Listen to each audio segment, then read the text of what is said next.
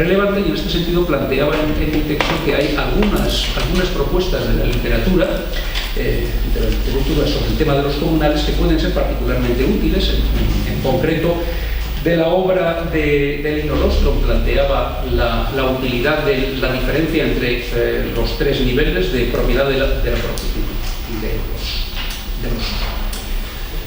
recursos de fondo común, de los regímenes de propiedad común y de las organizaciones o de las instituciones de propiedad común. Y también la concepción de la propiedad como haces de derechos, de tal manera que tenemos diferentes capas de derechos de uso y de derechos de manejo que implican que implican una colectividad en forma de exclusión, de gestión, de exclusión o de enajenación de esos derechos de uso sobre los recursos. En definitiva, que hay herramientas que permiten hacer una lectura más flexible, tanto a la hora de determinar el objeto de interés como a la hora de definir cómo se articulan cómo se articula esa constitución del sujeto a quien se conceden estos derechos de tipo operativo o de tipo político, de tipo de acción colectiva, de elección colectiva que llama. En fin, la cuestión agraria, no sé cómo ando ya me he pasado. Ya me he pasado. Wow. Me rindo. Me rindo. No, a ver. Va por el principio. Relajaros que va por el principio.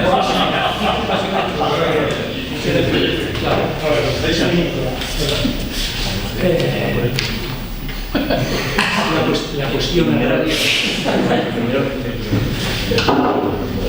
Bueno, aquí había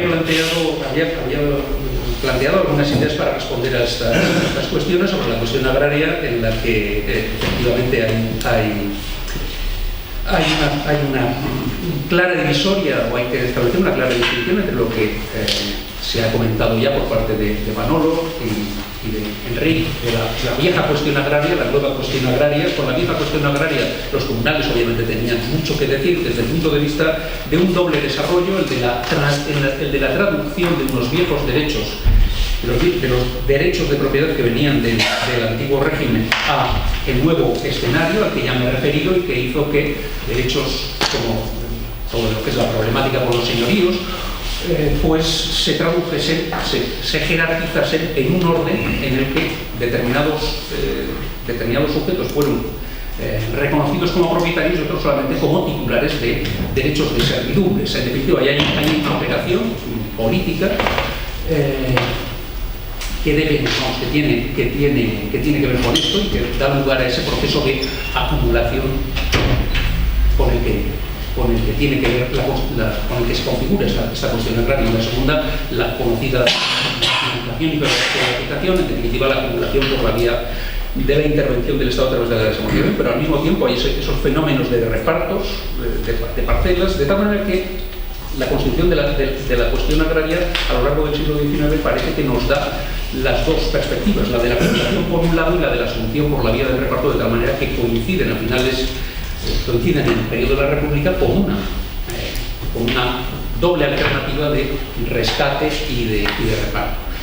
Esta es una de las cuestiones que planteaba, y como no me da tiempo para más, pues hasta aquí puedo leer. Muy bien, muchas gracias. Bueno, no voy a poner el reloj para como me damos yo.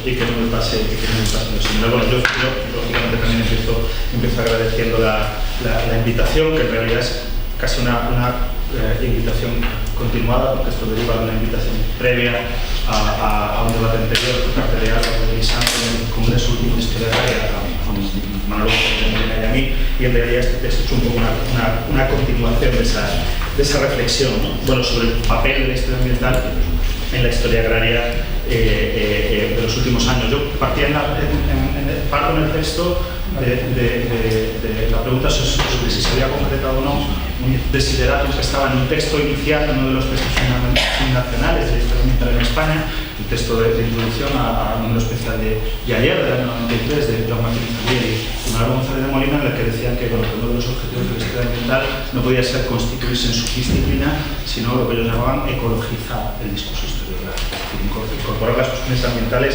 a la discusión historiográfica. Entonces yo me preguntaba en qué medida esto se había logrado o no en el conjunto de los trabajos de historia, y mi respuesta es ambivalente. Es decir, pues si uno va, y yo creo que esto es lo que tenemos que hacer, y entronca con un debate de la mañana, si vamos por ejemplo a los manuales de historia científica, de historia contemporánea específicamente, o de historia económica, nos encontramos con que la perspectiva ambiental no está presente, o está presente de manera muy limitada. No es la única que no está presente, la perspectiva de género claramente tampoco, igual que otras más, ¿no?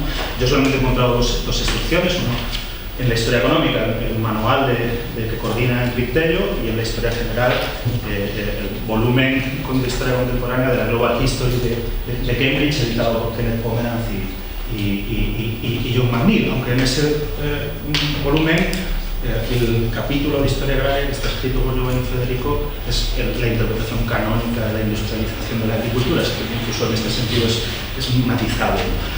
Pero también, si nos vamos a la historia agraria y hacemos una comparación entre la historia agraria española y la internacional, la respuesta es, desde mi punto de vista, diferente, ¿no? Esto lo hacía de una manera muy simplificada, analizando la participación de artículos específicamente de historia ambiental en los últimos 10 años de historia agraria, comparándolos con la Agricultural History Review, y realmente la historia agraria española sería beneficiada, ¿no? Casi un 17%, entre un 10% en la Agricultural History Review, y si a esto le añadimos, que también me parece muy relevante, que la influencia de la historia ambiental en trabajos que no son explícitamente de historia ambiental, en el caso español por lo menos, yo creo que es claramente perceptible. Otra cosa es que la historia ambiental sea hegemónica en el discurso de la historia agraria española, que yo creo que la respuesta es que no. Lo planteo como una cuestión para el debate. Bien, ¿cuál es el origen de la reflexión ambiental en la historia agraria española? Bueno, pues yo creo que el origen, en primer lugar, es una derivación evidente de todo lo que se ha discutido por la mañana, es decir, de la crisis del modelo de preocupación sobre la propiedad y sobre la desigualdad social que surge de los resultados empíricos de la investigación que nos comentabais por la mañana. Y en segundo lugar, nace de algo que también tiene relación con lo que comentaba esta manera, que es una historia que proviene de una acción militante y de una participación política militante también. Por una parte de la generación de los historiadores que entre el año 82 y el año 86, es decir, la victoria electoral del Partido Socialista y la derrota del referéndum de la OTAN, derivan del marxismo a una ecología política militante, y por otra parte de aquellos que, en mi caso, entramos en la reflexión historiográfica desde la participación del movimiento ecologista. Pues esto explica en buena medida la orientación. Los temas que encontramos en la reflexión más o menos hasta el año 2000, que es cuando se produce la primera síntesis que hace Manuel González de Molina en la revista de Historia Agraria, derivan de esto. Y los temas que señalan en aquel momento son tres. Por un lado, los comunales, es lógico, es decir, los comunales derivados de la constatación de que no se había producido la gran desposesión que se suponía que se tenía que haber producido, y por lo tanto, bueno, pues hay un interés evidente para saber cómo funcionan, cómo se gestionan, cómo se manejan dentro del debate que acaba de señalar ahora Miqueas. En segundo lugar, la reflexión sobre el papel de los condicionantes ambientales del crecimiento económico español en el siglo XIX, que es una consecuencia directa de los resultados de investigaciones como las del Grupo de Estudios de Historia Rural, que habían demostrado que efectivamente el atraso, tal como se entendía, no era tal, pues que había que enfocar la investigación en esta dirección por otros caminos. Y en tercer lugar, una reflexión teórica sobre cuál era el papel del medio ambiente, de las relaciones sociedad y naturaleza en la comprensión de las sociedades agrarias, que también es una consecuencia evidente y lógica de la crisis de los modelos marxistas. En este sentido, pues nos encontramos con trabajos que intentan complementar las perspectivas marxistas desde una perspectiva ecológica, y hay otros que lo abandonan, digamos, con una perspectiva ambiental. Lo que no hay, o yo creo que no hay en este periodo, es una un programa de investigación sistemático. Se hablaba por la mañana de esto, ¿no? Sin embargo, en mi opinión, a partir de este momento, en los últimos 15, 20 años, sí podemos hablar de un programa de investigación sistemático. Evidentemente estos temas no desaparecen, siguen estando presentes, el tema de los comunales muy importante, pero no voy a entrar en ello porque ya está presente en el texto de Miqueas. Aunque sí me interesa señalar una deriva teórica, interpretativa y empírica, que es vinculada a la ecología política y el papel de los conflictos, que ha tenido un desarrollo muy relevante en la historia agraria española de los últimos 20 años. Pero me interesa hablar del programa de investigación. El programa de investigación tiene claramente, desde mi punto de vista, tres patas, y es un proyecto colectivo. Es un proyecto colectivo que, bueno, básicamente tiene dos ejes geográficos, que es el grupo de investigación de la Universidad de Barcelona y de la Universidad Autónoma de Barcelona, que ponen en marcha Enrique Tello y Ramón Garrabó, y el grupo de las universidades de Granada y del Palo de la Vida de Sevilla, que lidera Manuel González de Murillo. Y este programa de investigación, como decía, tiene tres patas. Una primera pata, que es una reflexión teórica, en este caso teórica sistemática, construida a partir de las influencias de la ecología política, del metabolismo social y de la economía ecológica, digamos que tiene como objetivo reconceptualizar el papel del medio ambiente en las relaciones sociales. Y que básicamente los resultados aparecen desde mi punto de vista en dos libros cruciales, el de Enrique Tello, La historia cuenta, de 2005, y el libro de Manuel González y Víctor Toledo sobre metabolismo social y la historia. En segundo lugar, un diseño metodológico, también sistemático, que tiene distintas patas: la reconstrucción de los manejos de la fertilidad, los balances energéticos en los sistemas agrarios, el coste territorial de la sustentabilidad en la agricultura, la adaptación de la contabilidad de flujos de materiales de la agricultura, el metabolismo social y la ecología del paisaje, o la agricultura y emisiones, por lo tanto la relación entre agricultura y cambio climático. ¿Qué falta aquí? Falta agua. Sin embargo, desde el punto de vista de la historia económica cuantitativa, monetaria, sí que se ha trabajado. Bien, la tercera pata es, a partir de este desarrollo metodológico, una revisión sistemática de la evolución de la agricultura española contemporánea en siglos XIX y XX en perspectiva biofísica. Y aquí hay todo un grupo de tesis que están en el texto y de trabajos de investigación colectivos que plantean una reinterpretación en términos biofísicos de la crisis de la agricultura orgánica en el siglo XIX y una reinterpretación de algunos procesos históricos relevantes, como la construcción del Estado liberal o la crisis agraria finisecular en términos físicos, sobre todo vinculado con la crisis de la reposición de la fertilidad. En segundo lugar, una reinterpretación del proceso de industrialización de la agricultura en clave ambiental, que es los resultados son muy recientes, pero básicamente se llega a una conclusión mucho más negativa del proceso de industrialización que los resultados que arroja la investigación de historia económica cuantitativa, ¿no? Y que yo creo que aquí hay un elemento de debate futuro en la disciplina muy claro. Bien, me queda un minuto y voy a los planteamientos de futuro y a la pregunta que yo me hago en el texto, que es lo último que se percibe en las investigaciones sobre historia ambiental e historia agraria lo podríamos denominar una vuelta a lo social, pero en realidad no es una vuelta porque lo social no se ha vivido nunca, ¿no? Sino que durante 15 años el programa de investigación estaba concentrado, pues, de la misma manera que el grupo de estudios de historia rural se concentró durante un tiempo en la reconstrucción de los flujos monetarios de la agricultura española, porque no se conocían. Bueno, pues durante 15 años nos hemos estado concentrando en la reconstrucción de los flujos físicos. Pero en los últimos años ha habido una serie de tesis que incorporan el elemento de la desigualdad al análisis de la transformación biofísica de la agricultura, tanto en el caso de Cataluña como en el caso de Andalucía, que incorporan, además, esto me parece muy relevante, la dimensión de género. También debo decir que también aquí se observa la relación entre la militancia política y la preocupación historiográfica, que no se ha perdido, evidentemente no tiene la misma dimensión que en la época de la transición, pero está claramente presente. Y bueno, lo que planteo en el texto, no me da tiempo a extenderme mucho más, es que desde mi punto de vista esta revinculación o esta vuelta de lo social incorporada a la dimensión ambiental es claramente el camino que ofrece en el futuro pues, una perspectiva de desarrollos historiográficos más interesantes.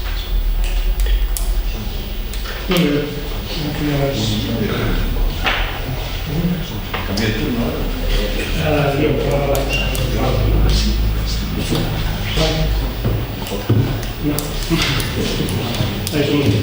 Bueno, muchas gracias a todos los ponentes por el esfuerzo que han hecho para limitarse al tiempo establecido, efectivamente 5 minutos, muy poco tiempo para todo lo que hay que decir.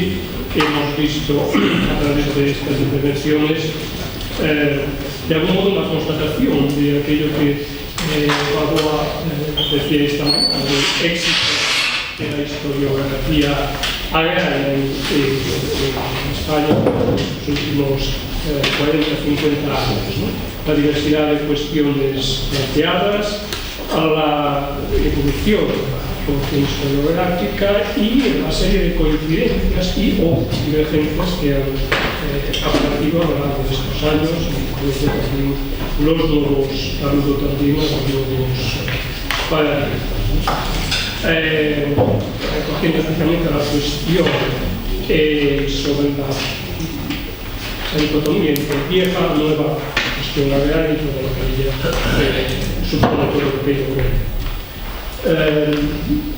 Sin más preámbulos, dejando tal vez la importancia del marco constitucional, de las instituciones y los distintos enfoques que se le han dado a lo largo de estos años y en estas investigaciones, tal vez como un elemento para comenzar relevante. Pero nosotros o ellos. No. Todos. Pregunta ya preparada. El mecanismo es el mismo que esta mañana. Hay una pregunta formulada por ti. Pero se repite la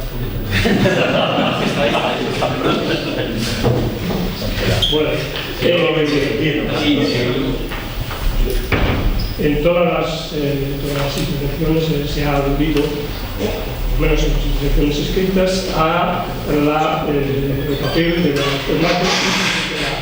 de las instituciones, los distintos enfoques que se le han dado a lo largo del tiempo.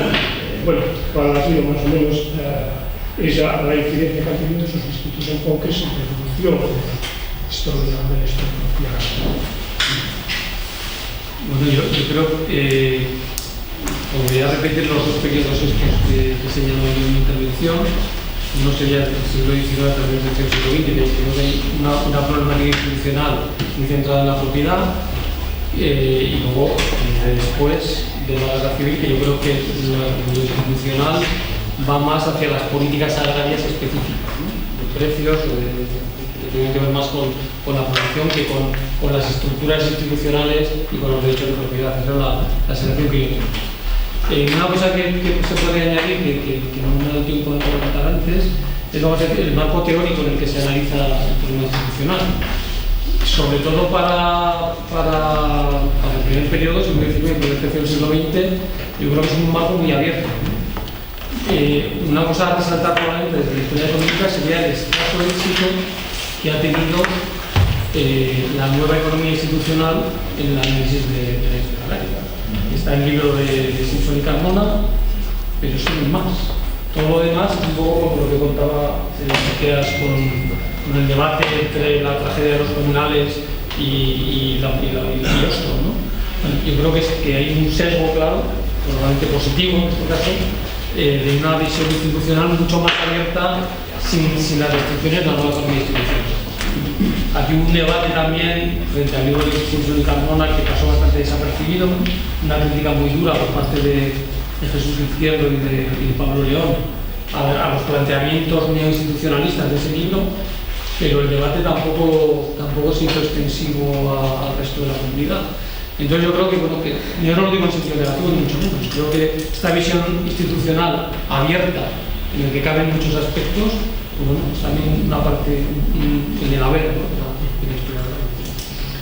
Yo desde la perspectiva de la parte que trabajo yo, lo que incidiría sobre todo es, por un lado, la función de que el marco institucional es endógeno, por lo tanto la idea de que son las propias sociedades las que realizan procesos de elección, digámoslo así, que determinan instituciones, y entonces como estas instituciones lo que hay es una tendencia a integrarlas en los análisis que se han hecho sobre los aspectos que he trabajado yo, y puedo poner un par de ejemplos para ilustrarlo.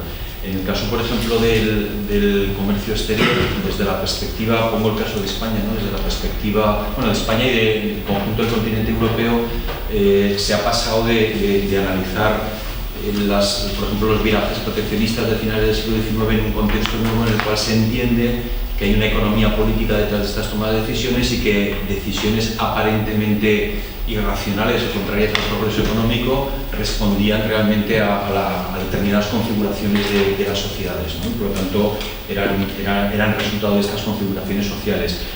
Para época más contemporánea, para la mitad del siglo XX, lo que se ha entendido también es que los mercados, cuando analizamos sobre todo el comercio internacional de productos agrarios, que los mercados ahí están modelados por decisiones también no solo de agentes, sino de los estados, y por lo tanto no es lo mismo el que se realicen intercambios en unos contextos y en otros, y que hay que integrar, incluso cuando se modelizan econométricamente el funcionamiento de estos mercados, hay que integrar las variables institucionales, porque las variables institucionales son claves. Y lo mismo en el caso por ejemplo, de la producción, ¿no? El mayor o el menor crecimiento de la producción o los sesgos en la producción de esta producción también pueden estar determinados por marcos institucionales, en este caso mucho más difícil de modelizar, pero en cualquier caso es posible también integrar estos marcos institucionales a la hora de entender los resultados desde el punto de vista de la producción o de la productividad. Bueno, yo lo que diría es que, bueno, a mí me parece positivo que el influjo en historia agraria sea mayor de Ostrom, igual que aquí. Me parece claramente positivo. Yo lo que sí diría respecto a la pregunta de Ostrom o a la pregunta de Ostrom-Harding, que es la misma en realidad, ¿qué tipo de instituciones son más eficaces, en este caso para la sustentabilidad o para el crecimiento económico, para lo que consideremos? La respuesta que da la historia ambiental agraria es que no se puede dar una respuesta al margen del funcionamiento biofísico, del funcionamiento metabólico. Es decir, no es lo mismo